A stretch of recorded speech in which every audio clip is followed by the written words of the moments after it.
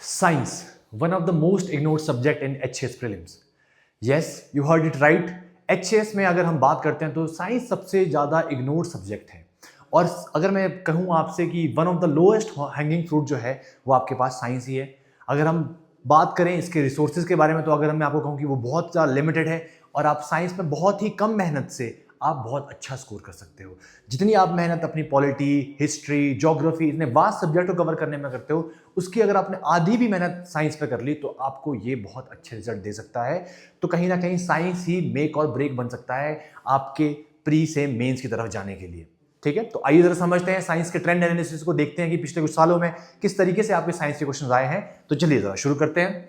तो सबसे पहले अगर हम बात करते हैं साइंस के ट्रेंड एनालिसिस के बारे में, तो यहां पर आपको ओवर द ईयर साइंस में देखने को मिलता है कि आपके साइंस के जो क्वेश्चंस हैं उनका कुछ ट्रेंड आपको कुछ इस तरीके से देखने को मिल रहा है। अगर हम बात करते हैं 2020 की, तो 2020 में आपको लगभग 8 क्वेश्चंस देखने को मिल रहे हैं। तो 2021 में वो 9 हो गए, फिर आपका कांस्टेंट रहा आपका नंबर ऑफ क्वेश्चंस 9 हो गए। 2023 में वो आपके 8 हो गए, 9 हो गए। अगर हम लास्ट ईयर की बात करते हैं तो 2025 में आपको ये क्वेश्चन 7 की तरफ मूव होते हुए देखने को मिल रहे हैं। अगर हम ऑन एन एवरेज बात करें तो आपके हर साल लगभग 8 से 9 क्वेश्चंस पक्का आने हैं इस पर्टिकुलर सब्जेक्ट से। तो इस सब्जेक्ट को हम बिल्कुल भी इग्नोर नहीं कर सकते, क्योंकि ये एक आपकी इंपॉर्टेंट वेटेज रखता है। आपको पता है कि मोस्टली जितने भी सब्जेक्ट हैं सारे के सारे 9 से 10 क्वेश्चंस के बीच में रिवॉल्व करते हैं। तो वहीं पर ही आपको साइंस भी उसी जगह पर देखते हुए आपको मिलता है। ठीक है, तो चलिए जरा देखते हैं। यहाँ पर अगर हम बात करते हैं कि साइंस में भी अगर आपके ये 9 से 10 क्वेश्चंस आ रहे हैं तो ये किस किस एरिया से आ रहे हैं, तो what should be the area of focus, हमें जो है अपना फोकस कहाँ रखना चाहिए।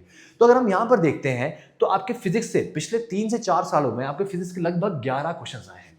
तो फिजिक्स आपको इंपॉर्टेंट यहाँ पर दिख रही है। अगर हम बात करते हैं केमिस्ट्री की, तो केमिस्ट्री के आपके 10 क्वेश्चंस दिख रहे हैं। ठीक है, अगर हम बात करते हैं बायोलॉजी की, तो बायो आपको जो है लगभग 6 क्वेश्चन जो है आपको बायो के देखने को मिल रहे हैं। और हाँ, एक और आपका बहुत इंपॉर्टेंट सेगमेंट है जिसका नाम है आपका मिसलेनियस सेगमेंट।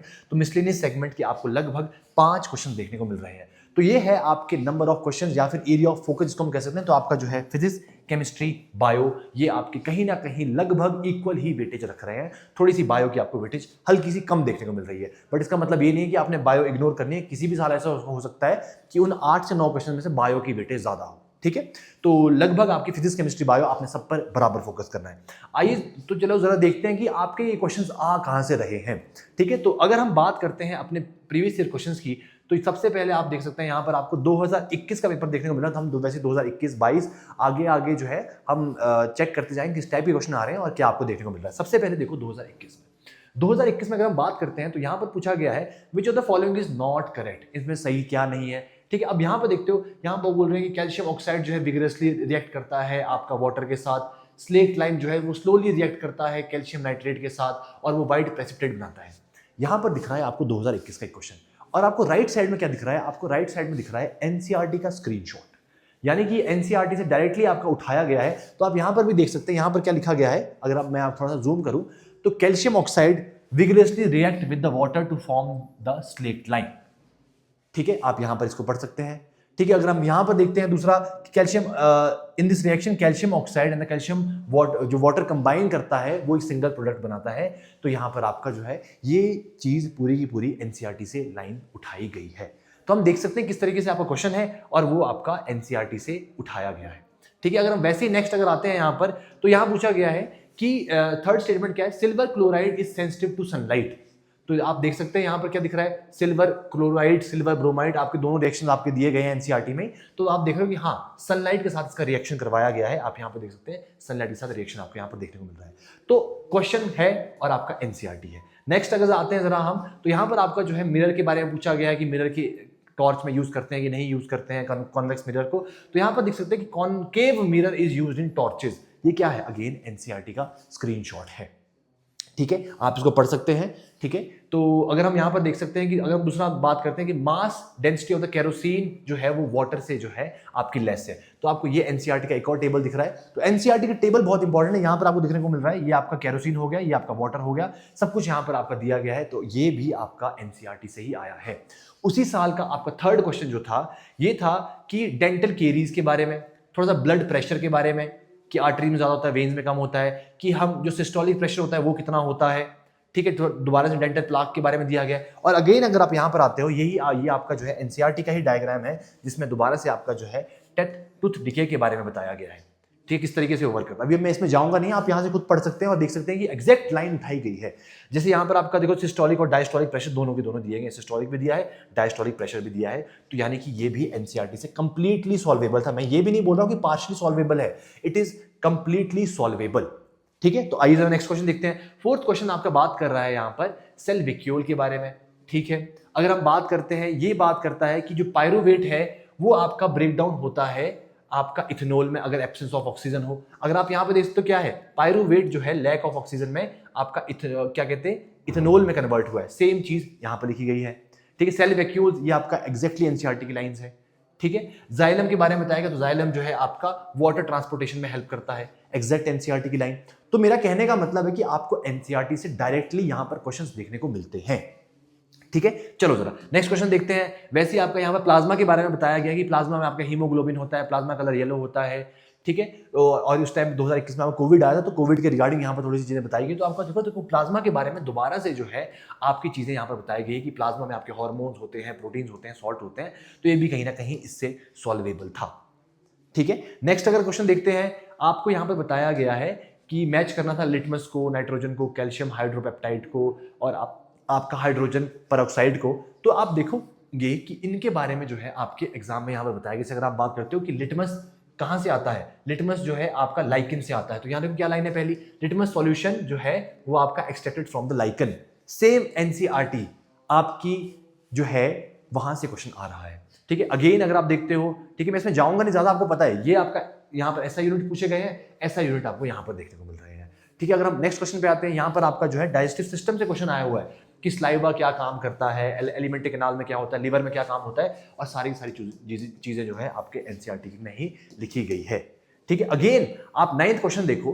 9th क्वेश्चन क्या है, यहां पर बात हो रही है कि मेंडल ने क्या किया, डार्विन ने क्या किया, मेंडलीव ने क्या किया, सबके बारे में आपका जो है एनसीईआरटी में एग्जैक्टली लिखा गया है। जैसे हम बात करते हैं यहाँ पर आप देख सकते हैं डार्विन के बारे में। अगर हम डार्विन को मैच करते हैं, डार्विन ने जो है आपका रोल ऑफ अर्थवॉर्म बताया था सॉइल फर्टिलिटी में, ये रहे आपके डार्विन, और यहाँ क्या लिखा है, the role they play in the soil fertility. Exactly exact line आती है, मैं ये भी नहीं बोल रहा हूँ कि पार्शियल क्वेश्चन आते हैं, आपकी एग्जैक्ट लाइंस आती है यहाँ से, ठीक है। तो अगर हम दोबारा से 2022 में, तो देखो क्या हुआ, 2021 में 2021 में there were 9 questions and all of them were solvable from the NCERT.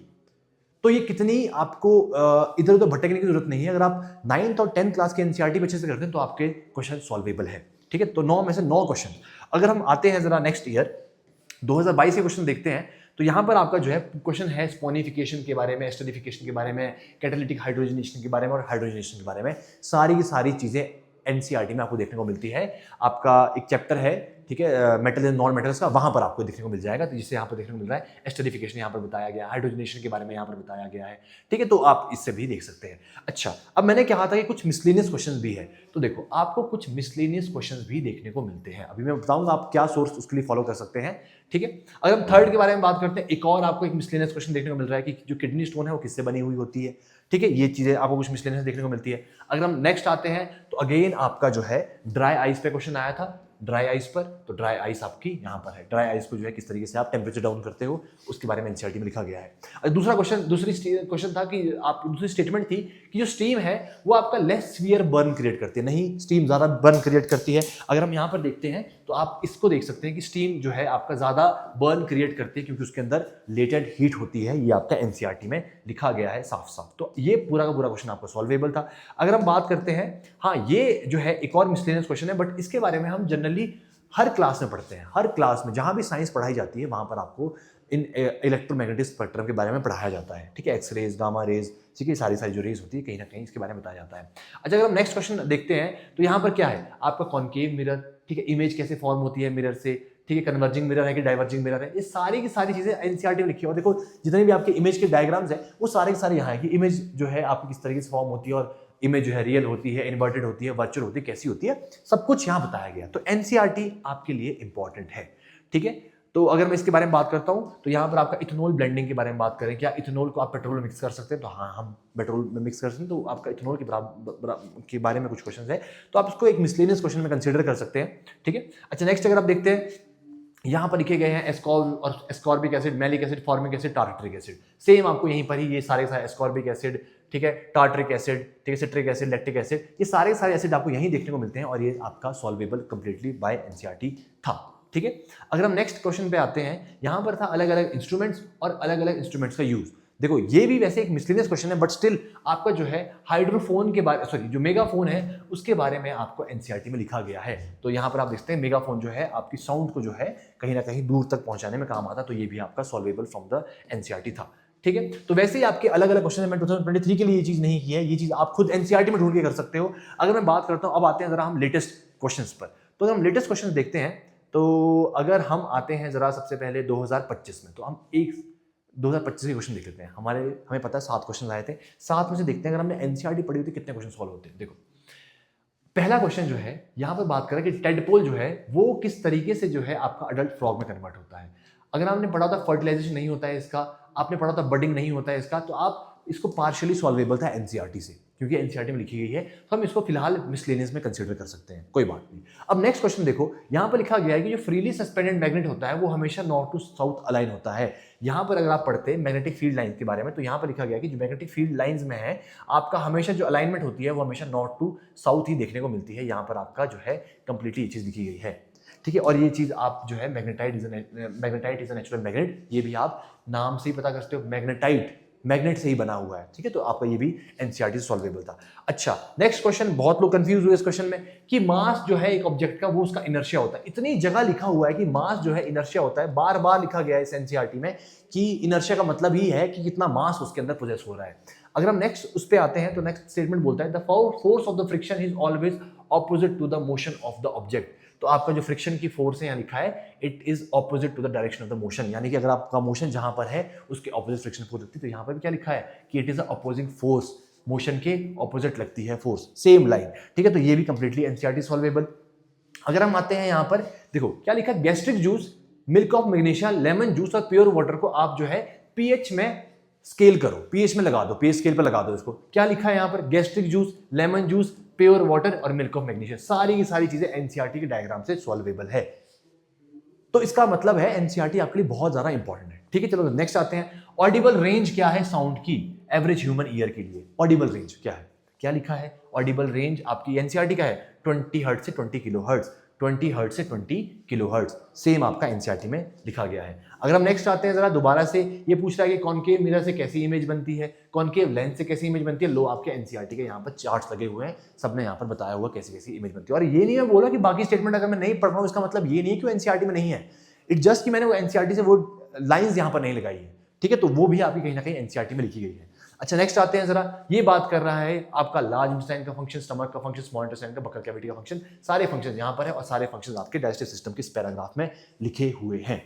तो इसका मतलब क्या निकल के आता है हमारे सामने, ठीक है। ये आपका 2025 का देख लिया है, और वैसे ही आपका 2024 में भी अगर हम यहाँ पर आते हैं तो 2024 में भी आपको इस तरीके से देखने को मिलता है। 2 क्वेश्चन हमारे मिसलेनियस है, ये कहीं ना कहीं आपके कॉमन सेंस से सॉल्व हो सकते हैं फिर भी, ठीक है। बाकी जो आपके सारे के सारे जो है क्वेश्चन एनसीईआरटी में ही, एनसीईआरटी की टेबल है, ठीक है, सारे हार्मोन्स के नाम हो गए, सारे के सारे क्वेश्चन जो है आपके एनसीईआरटी से सॉल्वेबल है। देखो इतना, ये क्वेश्चन देखो क्या आया हुआ है, एक बार इसको देख लेते हैं। गैलीलियो किस कंट्री को बिलोंग करता है, हर्ट्स किस कंट्री को बिलोंग करते हैं, रॉबिन वॉरेन किस कंट्री को बिलोंग करते हैं, एडवर्ड जेनर किस कंट्री को बिलोंग करते हैं, ये क्वेश्चन पूछा गया है।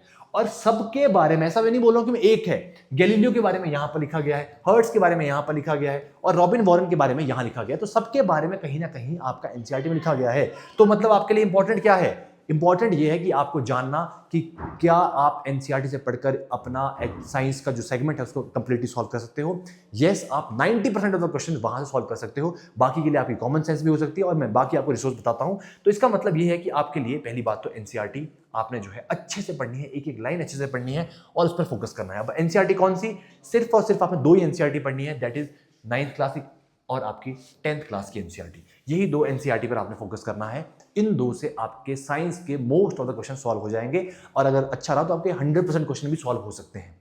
अगर आपने थोड़ा सा मिसलेनियस सेक्शन पढ़ना है तो आप क्या कर सकते हो, आपने साइंस की एनसीईआरटी तो दोनों की दोनों पढ़ ली, साथ साथ में आप जो है ल्यूसेंट जीके में से आप जो कुछ मिसलेनियस सेगमेंट है वो वहां से उठा सकते हो। जैसे मान लो आप इंस्ट्रूमेंट्स के नाम देख रहे हो कि कौन सा इंस्ट्रूमेंट किसके लिए यूज हो रहा है, कौन सी कंट्री से कौन से आपके साइंटिस्ट है वो बिलोंग करते हैं, थोड़ा बहुत आप वो चीजें वहां से देख सकते हो, किस मेटल को क्या नाम दिया जाता है। तो ये सब चीजें आप ल्यूसेंट जीके से सॉल्व कर सकते हो। बाकी आपका साइंस की दोनों एनसीईआरटी हमारे लिए सबसे इंपॉर्टेंट हो जाती है, तो आप इसको पढ़ो और आपके लिए कहीं ना कहीं साइंस एक लो हैंगिंग फ्रूट बन के सामने आएगा और आपको ज़रूर ही एक अच्छा रिजल्ट देगा एग्जाम में। ठीक है, तो साइंस आपका एक स्ट्रॉन्ग सब्जेक्ट होना चाहिए। और अगर मैं बात करता हूं तो इसके लिए साइंस पढ़ा रहे हैं और बाकी जो चीज़ें हैं, इस बार के जो प्रीलिम्स के लिए हमने एक क्रिएटिव कोचिंग जो है इंस्टीट्यूट हमारा, ठीक है, क्रिएटिव एकेडमी के साथ हमने जो है प्रीलिम्स का बूट कैंप लॉन्च किया है और ये एचएस के लिए है। और आपको अगर इसके बारे में बताते हैं तो ये एक ऐसा प्लेटफॉर्म है जहां पर आकर आप पूरा का पूरा जो एचएस का पूरा जो प्री का सिलेबस है वो आप एचएस प्री के लिए कहीं ना कहीं पढ़ सकते हैं और ये आपको ज़रूर ही फायदा देगा। और अगर हम इसके मोड के बारे में बात करते हैं तो ये एक आपका एक हाइब्रिड स्टडी का मॉडल है जहां पर आपकी डिस्कशंस होती है, जहां पर आपके एमसीक्यूज पूछे जाते हैं, जहां पर आपका जो है पूरा का पूरा सिलेबस एक समझ लो कि क्रैमिंग की तरह और कॉन्सेप्चुअली जो है किया जाता है। जो सब्जेक्ट हमने आज पढ़ लिया वो आज के आज भी रिवाइज होता है, वो सब्जेक्ट कल आते ही रिवाइज होता है और आपका वो वीकेंड में भी रिवाइज होता है क्लास में ही। मैं ये नहीं कह रहा हूँ कि आपको घर के लिए दिया जाएगा, ये क्लास के अंदर ही रिवीजन होता है। और मैं आपको गारंटी देता हूँ कि जो आपने चीज़ें क्लास में पढ़ ली उसको आपको घर पर पढ़ने की जरूरत भी बिल्कुल भी नहीं है। विद दिस हम जो है आपके ऐसे ही बाकी सब्जेक्ट्स के बारे में भी एनालिसिस करेंगे और एक कंप्लीट एनालिसिस करेंगे एचएस के एग्जाम का, किस तरीके से आप उसको टैकल कर सकते हैं। ठीक है, thank you so much for watching.